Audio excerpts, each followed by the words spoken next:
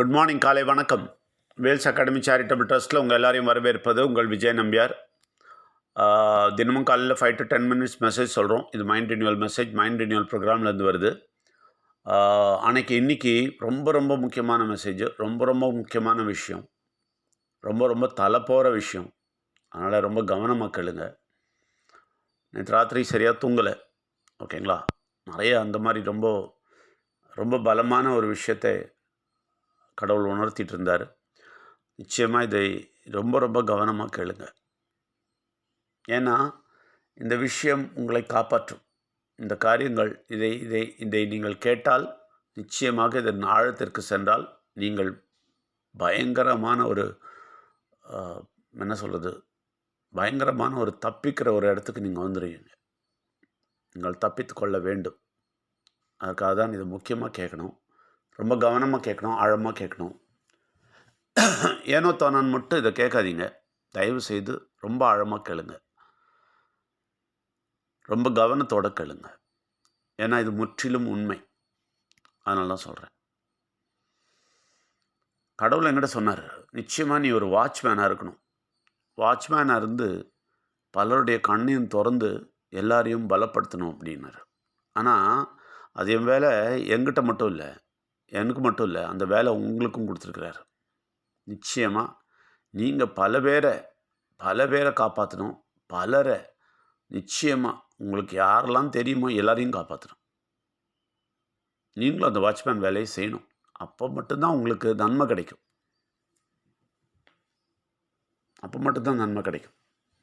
இப்போ நாங்கள் பாருங்கள், நாங்கள் இலவசமாக பண்ணுறோம்.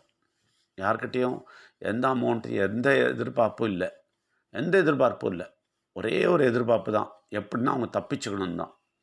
அதனால் ஒரு வாட்ச்மேனாக என்னை நியமிச்சிருக்கிறார். அந்த வாட்ச்மேன் வேலையை பண்ணிகிட்ருக்கேன். இந்த வாட்ச்மேன் வேலை என்ன தெரியுமா? எதனா நடக்குமா அப்படின்றத இன்ஃபார்ம் பண்ணணும். தூரம் இருந்து ஏன்னா கெட்டது எதனா வந்துன்னா உடனே எல்லாரையும் இன்ஃபார்ம் பண்ணணும். அதுதான் அவனுடைய வேலை.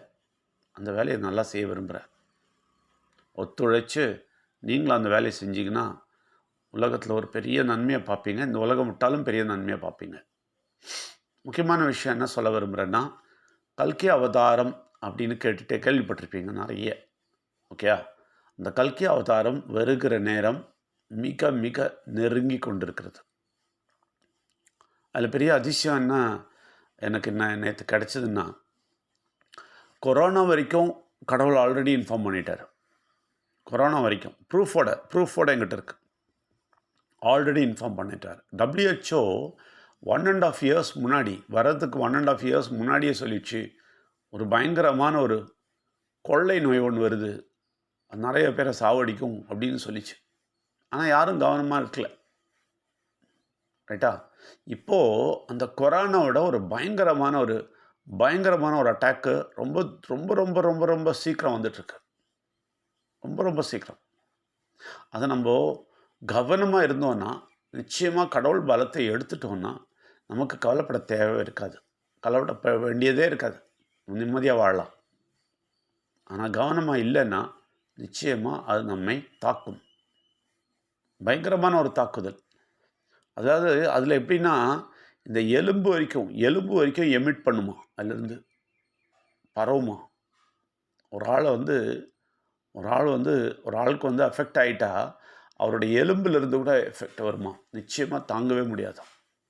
அவரை வந்து அந்த எலும்பை வந்து புதைக்கிற வரைக்கும் பயங்கர டேஞ்சரஸாக.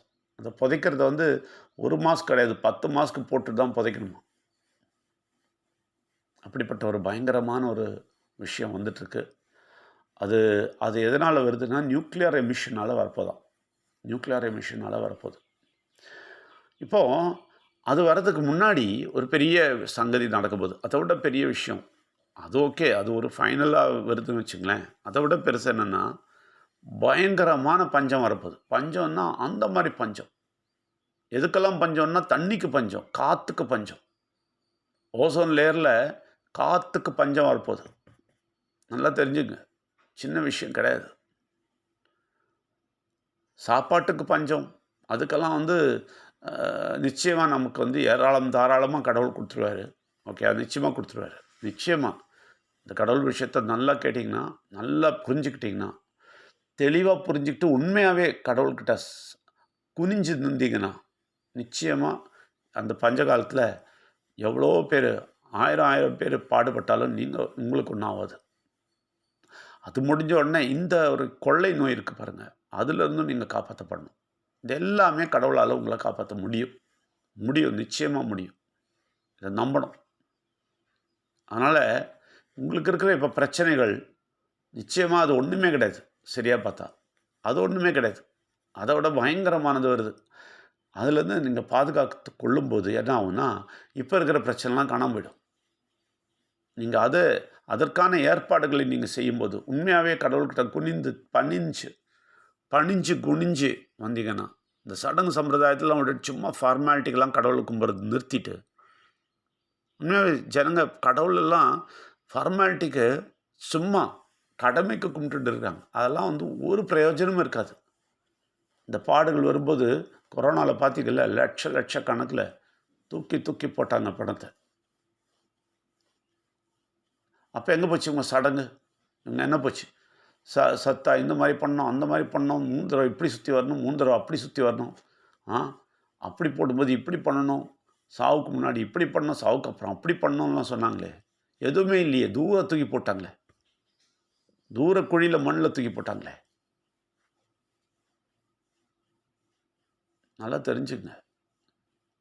எவ்வளோ முக்கியம் கடவுளுக்கு முக்கியத்துவம் குடுக்கறது. எவ்வளோ தூரம் அப்படின்றது வந்து அது உணர்த்திச்சு. ஆனா தூசி மாரி தட்டி விட்டாங்க பாருங்க. தூசி மாரி. அது முடிஞ்ச உடனே அப்படியே விட்டுட்டாங்க பார்த்தீங்களா? அவரு விட போறதில்லங்க. நிச்சயமா. அதே மாரி இன்னொரு விஷயம் முக்கியமா சொல்றேன். அவருக்கு குடுக்குற தண்டனைலாம் கிடையாது. அவர்லாம் எந்த தண்டனைலாம் குடுத்துட்டு இருக்க மாட்டாரு. கெட்ட சக்தி முழுவதுமாக ஆக்கிரமிக்க போகுது. முழுவதுமா. அத காப்பாத்துறது தான் கல்கி அவதாரம் வராரு.